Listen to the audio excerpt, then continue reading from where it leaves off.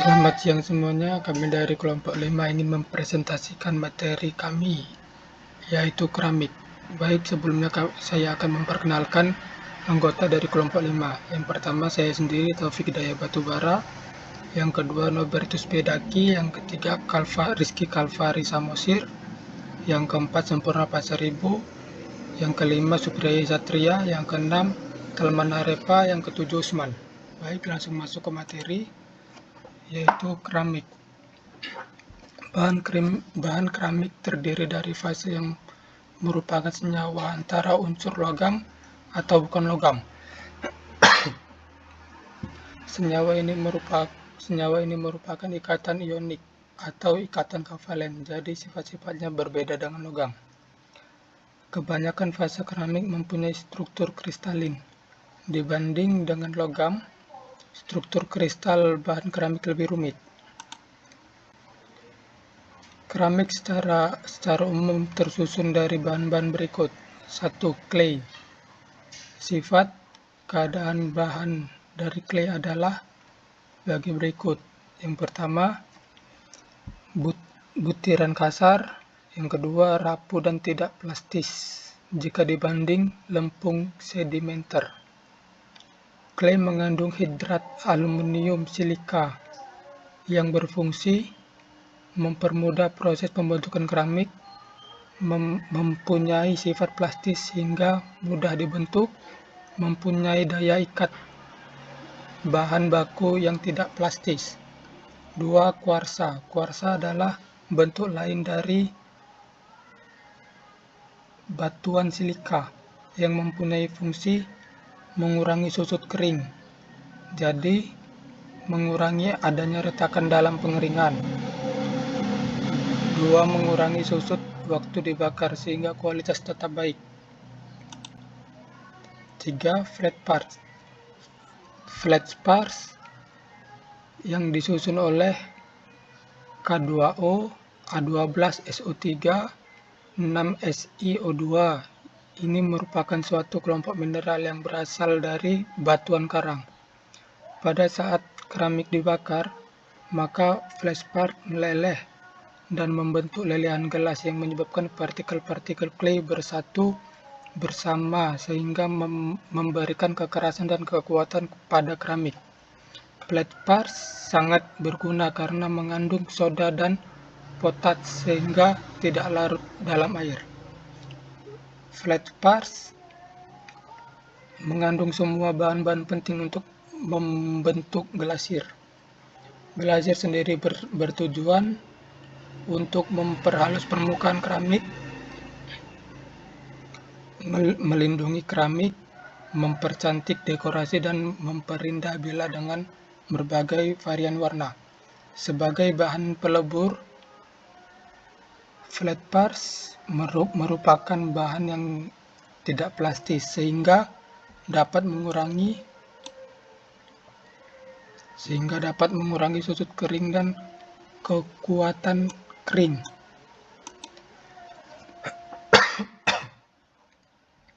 Struktur bentuk mikrokeramik.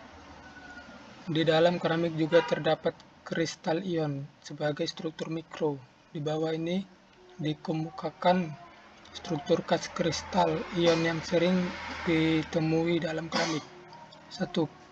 Struktur kristal tipe AX. Jenis struktur kristal garam batu. Bentuk kubik, coarse, berusat muka, yaitu FCC, contohnya Naci, CSCI, JNS, dan Intan. Jenis struktur kristal garam batu. Bentuk kubik sederhana atau simple kubik. Struktur JNS, bentuk spheroid. Struktur Intan, bentuk sama seperti JNS tetapi seluruh atomnya diisi atom C. 2. Struktur kristal AMXP. Hi2O3.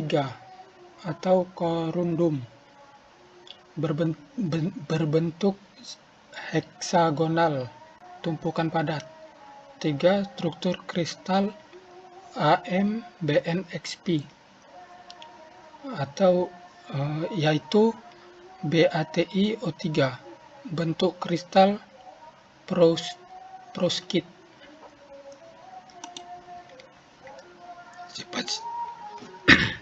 Sifat-sifat bahan keramik. 1. Sifat listrik. Sifat listrik bahan keramik sangat bervariasi. Keramik dikenal sangat baik sebagai isolator. Beberapa isolator keramik seperti BaTiO3 dapat dipolarisasi dan digunakan sebagai kapasitor.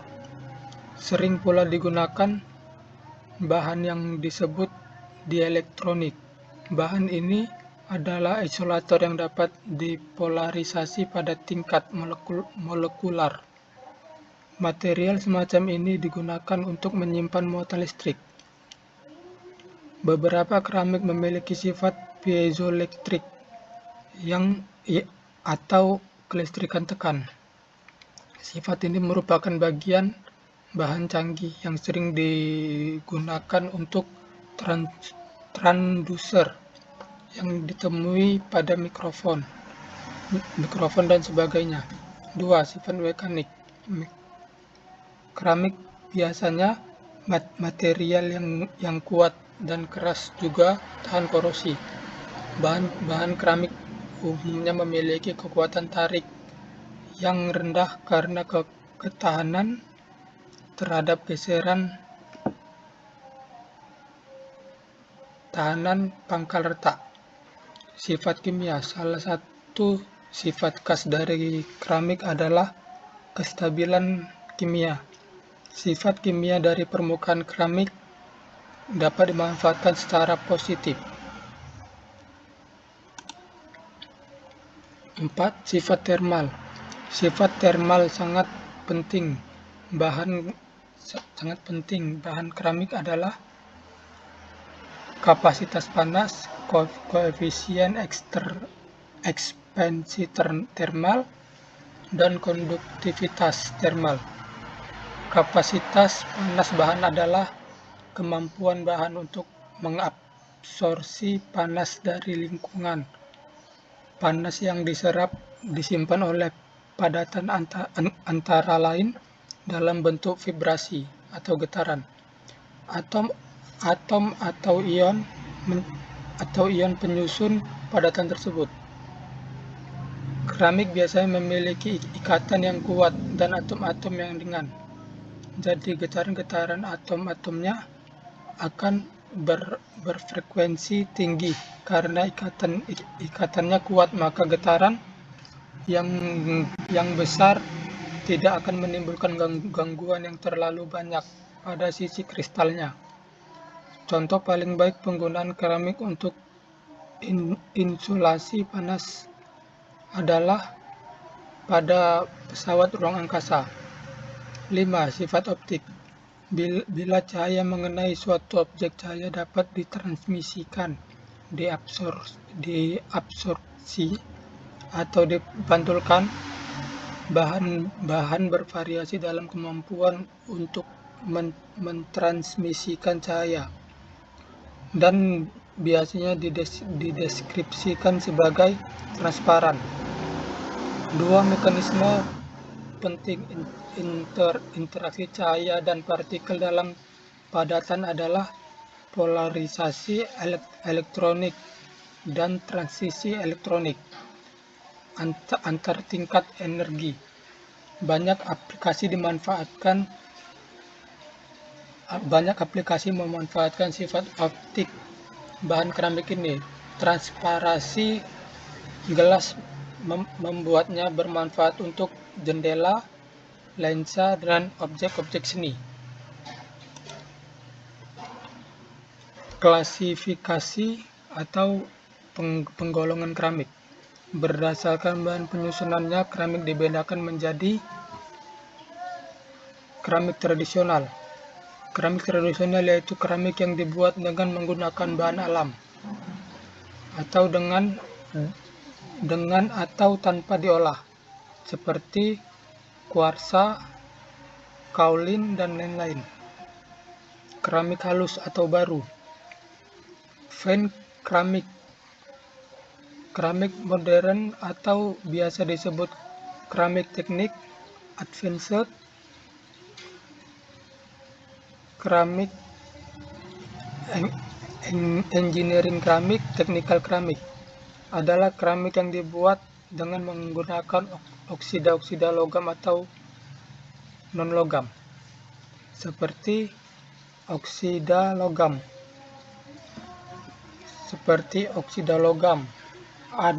Ai2, O3, JrO2, MgO, dan lain-lain. Keramik khusus atau keramik elektronik. Keramik dielektronik.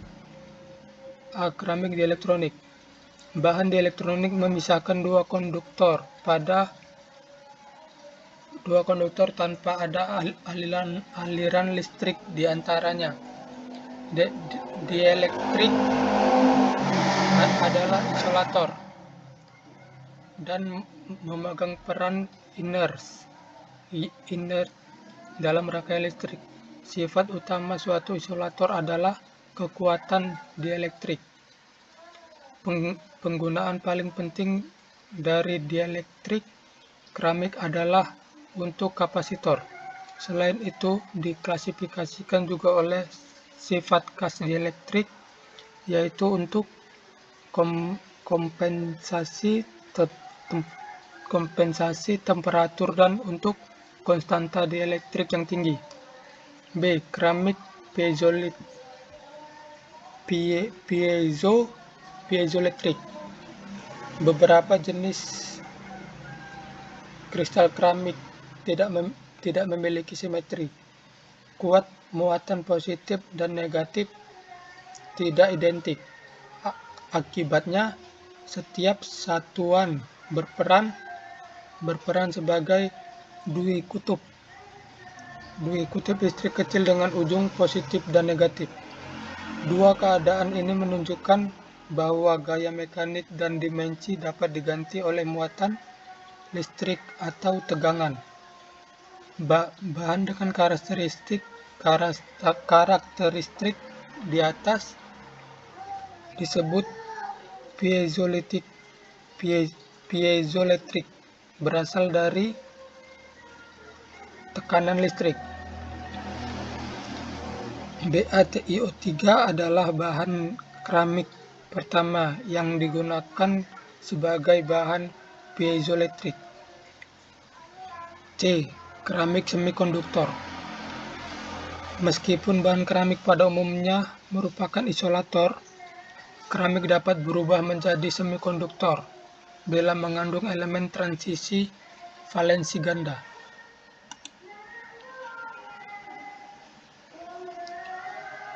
Proses pembuatan keramik. Tahapan-tahapan pembuatan keramik ada beberapa tahapan proses yang harus dilakukan untuk membuat suatu produk keramik, yaitu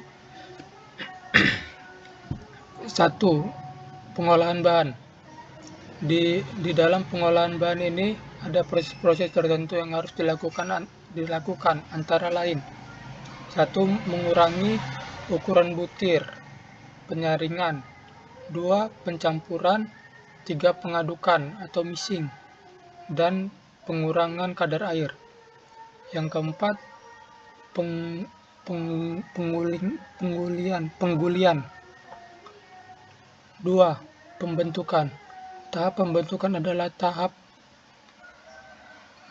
mengubah bongkahan bahan tanah liat plastis menjadi benda-benda yang dikehendaki. Ada 3 keteknikan utama dalam pembentukan benda keramik. Yang pertama, pembentukan tangan langsung atau hand building.